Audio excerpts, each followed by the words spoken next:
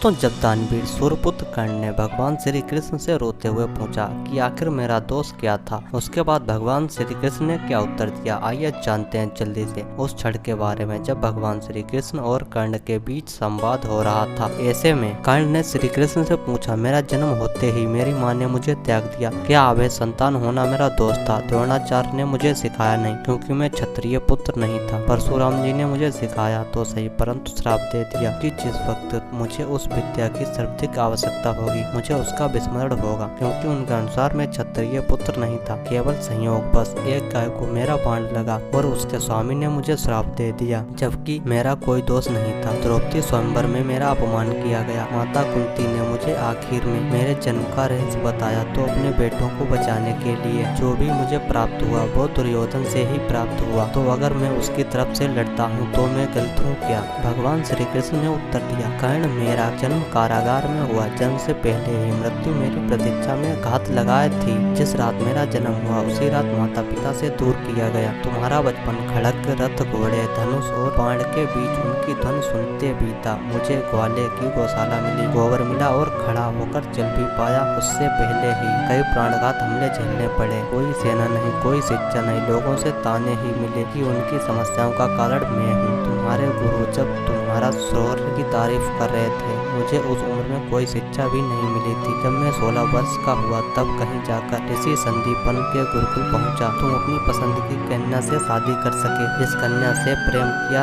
वो मुझे नहीं मिली और उनसे विवाह करने पड़े जिन्हें मेरी चाहत थी या जिनको मैंने राक्षसों से बचाया। मेरे पूरे समाज को यमुना किनारे से हटाकर एक समुद्र के किनारे बसना पड़ा। उन्हें जरासंध से बचाने के लिए रण के पलायन के कारण मुझे भीरू भी कहा गया। अगर दुर्योधन युद्ध जीतता है तो तुम्हें बहुत श्रेय मिलेगा। धर्मराज अगर जीतता है तो मुझे क्या मिलेगा? मुझे केवल युद्ध और युद्ध से निर्माण हुई समस्याओं के लिए दोष दिया जाएगा। एक बात का स्मरण हमेशा रहे कर्ण, हर किसी को जिंदगी चुनौतियां देती है, जिंदगी किसी के भी साथ न्याय नहीं करती। दुर्योधन ने अन्याय का सामना किया तो युधिष्ठिर ने अन्याय भुगता, लेकिन सत्य धर्म क्या है यह तुम जानते हो। कोई बात नहीं, अगर कितना भी अपमान हो, जो हमारा अधिकार है वो हमें ना मिल पाए, महत्व तो इस बात का है कि तुम उस समय संकट का सामना कैसे करते हो। रोना धोना बंद करो कर्ण, जिंदगी न्याय नहीं करती। इसका मतलब ये नहीं होता कि तुम्हें अधर्म के पथ पर चलने की अनुमति है। दोस्तों, वीडियो कैसी लगी कमेंट करके जरूर बताना और ऐसी और वीडियो देखने के लिए हमारे चैनल को सब्सक्राइब कर लेना।